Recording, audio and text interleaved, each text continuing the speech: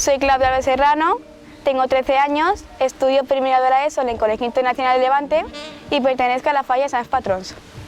Me definiría como una persona amable, tranquila. Me gusta ir mucho a la falla, estar con mis amigas, dibujar, tocar el piano ya que curso primero de profesional y jugar a pádel. Fuera de la semana de fallas me gustan las presentaciones. Mi momento favorito es cuando le ponen la banda a la fallera mayor. Y en la semana de fallas me encanta la ofrenda, porque es muy emotivo darle ramo a la Virgen. Me gustaría que los niños se apuntaran a mi falla, porque además de familiares, somos divertidos y además tenemos muchos niños con qué jugar.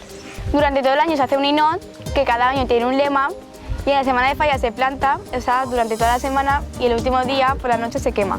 El día 19 de marzo, por mi cabeza, pasó un montón de imágenes.